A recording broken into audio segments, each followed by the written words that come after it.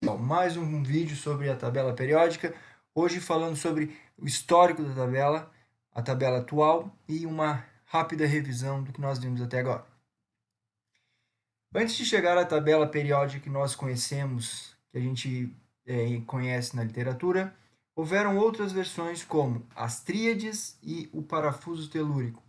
Essas propostas, no entanto, não foram aceitas pela comunidade científica. Então, a tabela periódica é usada atualmente, tem como autor principal o químico Dmitri Mendeleev. Ele é um russo e é considerado o pai da tabela atual. Mendeleev e Meyer trabalhavam independentemente em laboratórios separados, laboratórios distintos, e conseguiram organizar os elementos químicos em ordem de massa atômica e também segundo suas propriedades físicas e químicas. Uma coisa importante que aqui está nessa ilustração é um rascunho sobre a tabela periódica que Mendeleev fez. Ele demonstrou que os elementos químicos estão organizados em colunas e essas colunas estão organizadas em ordem crescente de massa atômica e as linhas estão relacionadas com as propriedades físicas e químicas desses elementos. Mendeleev deixou algumas lacunas, alguns buracos na tabela periódica, porque ele percebeu que haveria no futuro alguns elementos que seriam descobertos. E foi isso que aconteceu. Entre os elementos estão germânio, gálio e o escândio. Em 1913, no início do século XX, o físico inglês Moseley descobriu por experimentos com raio-x que os átomos tinham prótons, são partículas positivas no núcleo. E ele conseguiu provar que as propriedades dos elementos, as propriedades físicas e químicas dos átomos, têm uma relação direta com o número atômico, e não com a massa atômica como Mendeleev propôs. Por isso, a tabela periódica atual é organizada em linhas horizontais em ordem crescente de número atômico, que é essa tabela que nós conhecemos até hoje. A tabela periódica atual possui 118 elementos. Desses 118 elementos, os 4 que foram sintetizados por últimos e nomeados recentemente foram o niônio, o moscóvio, o tenesso e o oganessônio. Desses 118 elementos, 92 elementos são de origem natural. 93 em diante, ou seja, os 26 restantes, eles são artificiais, eles são sintetizados em laboratório através de fusão nuclear ou colisão por bombardeamento de núcleos de outros elementos em aceleradores de partículas. Que os elementos depois do urânio, eles são conhecidos como transurânicos. E os elementos anteriores ao urânio são conhecidos como cisurânicos. A notação dos elementos. Se vocês observarem a tabela periódica, os elementos têm símbolos. Por exemplo, o hidrogênio é simbolizado por H, o lítio por Li, o berílio por Be. Ou seja, nós temos os elementos simbolizados, essa notação é universal, ou é uma letra ou duas letras. Se forem duas letras, a primeira letra sempre é maiúscula e a segunda é minúscula. Os nomes dos elementos possuem origem em outras línguas, como por exemplo o latim e o grego.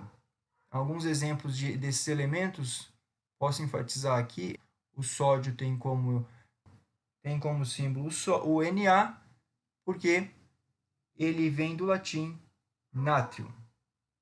O potássio, ele tem como símbolo o K, porque vem do latim kalium. O chumbo, Pb,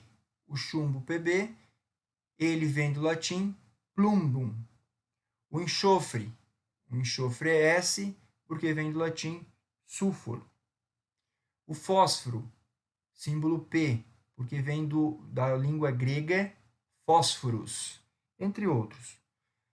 Outros elementos, no entanto, têm um símbolo que é bem intuitivo, ou seja, o símbolo já é o início dos seus respectivos nomes. Por exemplo, Ti, titânio, Ca, cálcio, V, vanádio, Cr, crômio, ferro, Fe, entre outros. Ou seja, cuidado com os símbolos dos elementos. É interessante dar uma olhada para se familiarizar com os símbolos e seus respectivos nomes. Como que são dados o nome desses elementos?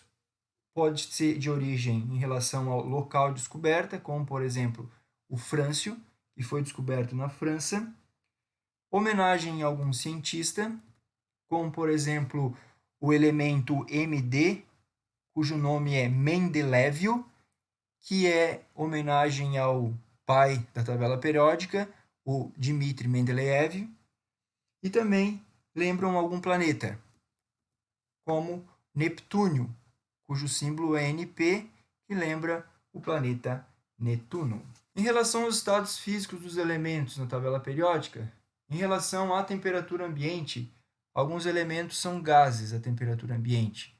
São os gases nobres, todos eles aqui são gases à temperatura ambiente. O organessônio, por ser um elemento que foi recentemente produzido, a gente não leva em consideração essas propriedades, mas até o radônio aqui a gente tem absoluta certeza que eles são considerados gases à temperatura ambiente. Outros elementos da tabela periódica também são capazes de formar e formam substâncias diatômicas e gasosas, como por exemplo o nitrogênio forma o gás nitrogênio, N2, o oxigênio forma o gás oxigênio, O2, o flúor forma o gás F2, flúor, gás flúor, o cloro forma o gás Cl2. E o hidrogênio também, forma de H2. Na forma líquida, tem dois elementos na temperatura ambiente. O Hg, mercúrio, ele é encontrado como líquido à temperatura ambiente, ele é um líquido prateado. O bromo também, ele é encontrado na forma diatômica, Br2, e ele também é na forma líquida. E os outros elementos, todos os outros são sólidos. Continuando agora, gostaria de mostrar para vocês um resumo do que nós vimos até agora sobre a classificação dos elementos. A gente classificou primeiro em elementos representativos e elementos de transição. Vamos relembrar rapidamente. Os elementos representativos são os elementos da coluna 1 e da coluna 2, e os elementos da coluna 13 aos elementos da coluna 18, ou seja, família 1, família 2 e da 13 a 18 são todos elementos representativos, não esqueçam disso. E elementos de transição são os elementos da família 3 até a família 12, são elementos de transição. E os de transição pode ser subdividido em transição interna e transição interna, são esses elementos que estão aqui embaixo da tabela periódica, essas duas linhas são elementos de transição interna, e esses outros aqui em rosa são elementos de transição externa. Outra classificação que nós fizemos foi em relação ao subnível de maior energia. Fazendo a distribuição eletrônica em ordem crescente de energia, nós temos o subnível de maior energia. Nós podemos determinar isso aí simplesmente olhando a tabela periódica. As diferentes cores aqui dessa tabela está dividindo nessa classificação. Então, elementos do bloco S são os elementos da família 1 e da família 2. São todos do bloco S. Elementos do bloco P são os da família 13 até os elementos da família 18. Elementos do bloco D são todos esses elementos da família 3 à família 12, em rosa. E os elementos aqui embaixo, em azul, são os elementos que têm como subnível de maior energia F, ou seja, são bloco F. Então, nós temos bloco S, bloco D, bloco P e bloco F. Outra classificação que é bem importante também é em relação a metais e gases nobres. Quais são os metais, ou melhor, qual é a divisão que se faz entre metais e ametais? Em relação às propriedades, nós podemos dividir aqui o alumínio no germânio, no antimônio, do bismuto e do polônio. A gente vai considerar, do lado esquerdo da tabela periódica, são todos elementos metálicos. Os elementos da direita, exceto os gases nobres, são elementos ametálicos, ou seja, têm propriedades que são o contrário dos metais.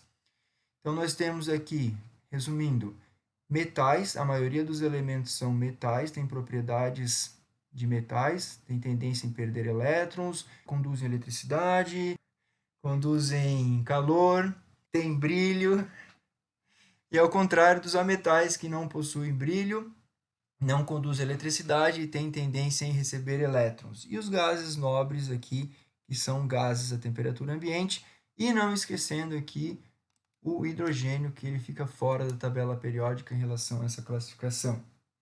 Outra informação para a gente relembrar é o nome das famílias. É importante a gente enfatizar rapidamente. Família 1 é chamada de metais alcalinos. Família 2, metais alcalinos terrosos. Família 13, família do boro. Família 14, família do carbono. Família 15, coluna 15 é a família do nitrogênio.